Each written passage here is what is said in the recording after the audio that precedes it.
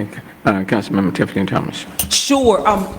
Good news, January 14th is the official firm day of the new A-Leaf Center. That is our ribbon cutting. So I expect all of you to be there. It's the first center of its kind in the city, a building that's already won national awards for design and its architecture. So very proud of that.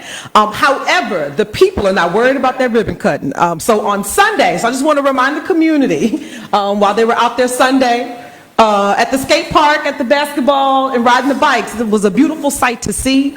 But I want to remind you that as we get ready for our ribbon cutting, please protect our asset. This is your asset. Keep it clean and make sure that everyone is safe. Everyone is excited. And so they had no idea who I was because I was coming from the grocery store with my hoodie on and, sweats. And I heard this baby say, "I love this park." And I was just like, it's great. I saw the young man in the wheelchair pull up, and I was like, this is exactly why these buildings are necessary. This is why this investment is important. I saw an older man riding his bike on Facebook Live videotaping because people were just so excited to get there. So that's the reason why we do this. But I just want to remind them we ain't really open, y'all. So just be good out there. So that's number one. So number two, and Mayor, and I don't know how we need to address this. There was a Luby's that's now closed down on Fondren.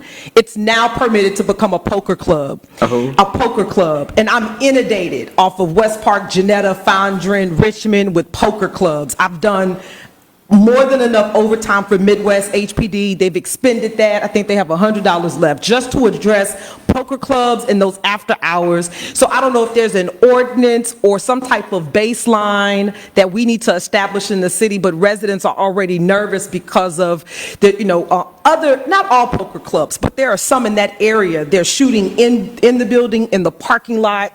It's already documented. HPD's been there. So I don't know if we do something similar like what we do with the strip clubs, with human trafficking. I don't know, but there has to be something where we can go back out to community to say that there's some enforcement in place because they're very nervous. And so that Luby's footprint is a large footprint. And so they're in process. I support business and development to come in, but not at the sake of quality of life and public safety. So I'll keep you posted on that. Yeah, and that's, have Troy Michelle take a look at that. Please. Because I know we don't regulate poker clubs. We don't. I'm just inundated. I'm spending a lot of effort with Midwest on those after hours and those poker clubs, and there's a lot of gun activity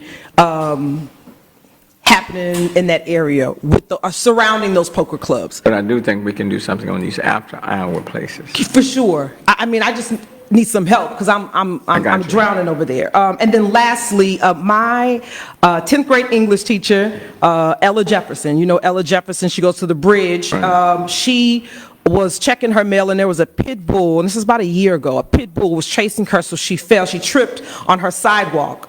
They had tripping hazards in Brookfield, so she broke her hip and she's been recovering for about a year. So I did a site visit in her neighborhood and got a cost estimate from Public Works to replace her sidewalks.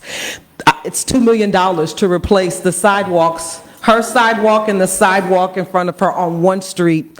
I ain't got it. So again, $2 million.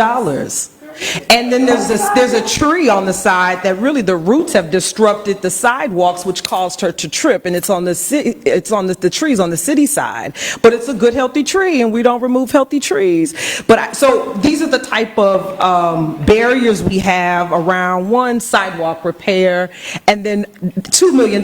It would take me 2 years. The cost estimate came from Public Works. I did prioritize the cost estimate because we've been working through this with her for almost a year. Send it to me. Sure, I will. But I just, just in the larger of how we talk about sidewalks and how we talk about, there's a public infrastructure investment we gotta think Councilman Robinson, through. take a look at that too. I will. Yeah, so I just want to raise that because that's the type of cost it takes in order to make these neighborhoods home. And that's not even a survey of the entire subdivision to get all of them on the same level. So older neighborhood, lots of roots, lots of trees, I get that.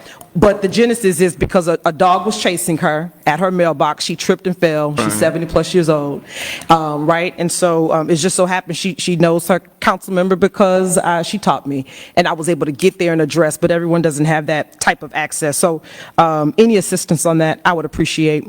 Thank you much. Thank you, Councilman Malcolm.